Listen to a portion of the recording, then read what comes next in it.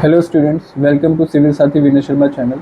तो आज आपके लिए एक बहुत इंपॉर्टेंट मैसेज मैं देना चाहूँगा आप लोगों को कि बच्चों, जो भी गतिविधियाँ चल रही है दिल्ली में, मैं आपको बताऊँ ये बहुत ज़्यादा देश के अनहित में है। मैं किसी पार्टी के सपोर्ट में या फेवर में या फिर अगेंस्ट में नहीं बोल रहा हूँ। मैं सिर्फ आपको एज अ टीचर, जो भी बच्चे मेरे साथ जुड़े हुए हैं 2011-12 से, मैं उनको as a guardian, as a teacher, उनका एज अ सपोर्टर मैं बात कर रहा हूँ, एज अ मेंटर बात कर रहा हूँ कि बच्चों, किसी भी गलत गतिविधि में आप मत जुड़िए। किसी के भी दिमाग के विचारों की सोच के आप प्यादे मत बनिए। कोई भी लीडर, जो भी लीडर बन रहे हैं आजकल, नए नए लीडर आ चुके हैं, ठीक है, कहीं उनको कहीं से भी फंडिंग मिल रही हो, कहीं से भी उनको आइडियोलॉजिकल सपोर्ट मिल रहा हो, कुछ भी हो रहा हो, क्योंकि मैं भी स्टूडेंट रहा हूँ दिल्ली यूनिवर्सिटी का, हंसराज कॉलेज से मैंने भी ग्रेजुएशन की है। मैंने भी इनको फेस किया है कि किस तरीके से स्टूडेंट्स को बरगलाया जाता है, किस तरीके से उनके दिमाग में चीज़ें डाली जाती हैं, भरी जाती हैं।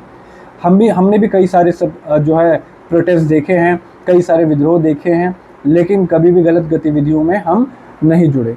क्यों? क्योंकि एक समय पर आपकी खुद की सोच आपके काम आएगी कि हमें क्या डिसीजन लेने चाहिए, क्या वो हमारे हित में है, क्या वो हमारे हित में नहीं है।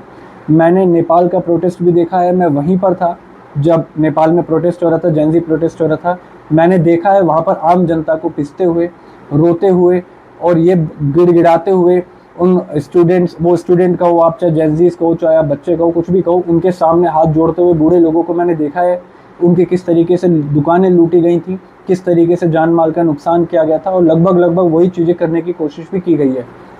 तो आप लोगों से यही रिक्वेस्ट रहेगी मेरी कि भारत को नेपाल मत होने दो। अधिकार है आपका, आर्टिकल 19 के थ्रू आप सही तरीके से अपनी बात रखिए, लेकिन किसी भी तरीके की गतिविधियों में आप शामिल मत होइए। बता दूं, इन नेताओं का कुछ नहीं जाएगा। जो भी आपको आइडियोलॉजिकल जो है सिंबल बनाने की कोशिश कर रहे हैं, जो भी आइडियोलॉजिकल आपको एक सोल्जर बनाने की कोशिश कर रहे हैं, वो आप मत बनिए। इनकी वैसे ही बैकअप बहुत ज़्यादा है, आप लोगों ने हर एक तरीके से देखा है। जो आइडियोलॉजिकल सोल्जर्स मत बनिए, अपनी खुद की सोच बिल्ड कीजिए। विद्रोह के, क्रांति के कई सारे तरीके होते हैं, उसका एक तरीका शांतिपूर्ण तरीके से अपनी बात रखना भी होता है, ठीक है।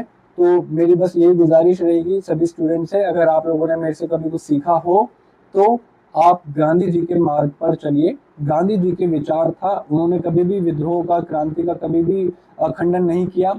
वो खुद विद्रोह करते थे, खुद बात रखते थे, खुद अटल रहते थे अपनी बातों पे। लाला लाजपत राय जी भी अटल रहे, डंडा खाया, जान दी, लेकिन कभी भी वो अपने मार्ग से नहीं हटे, उनके सपोर्टर कभी अपने मार्ग से नहीं हटे। तो मैं आपको यही बोलूँगा, इतिहास पढ़िए, उसको समझिए, उससे सीखिए और आगे बढ़िए और बदलाव लाइए। ज़रूरी नहीं है कि वो बदलाव सिर्फ क्रांति का ही हो, सिर्फ विद्रोह का ही हो, या सिर्फ मार पिटाई का ही हो। अगर कहीं पर भी हो सकता है आप ये चीज़ें ना कर रहे हो, लेकिन जहाँ पर ये चीज़ें हो रही है वहाँ जाने से बचिए, उन चीज़ों को सपोर्ट करने से बचिए और वहाँ से बाहर निकलने की ज़्यादा से ज़्यादा और जल्दी से जल्दी कोशिश कीजिए। आप लोगों के पास बहुत कम समय है, जुलाई ऑलमोस्ट ख़त्म होने वाला है, ठीक है। बहुत कम टाइम बचा है पीसीएस एग्जाम्स में, चाहे यूपी का हो चाहे वो बिहार का हो।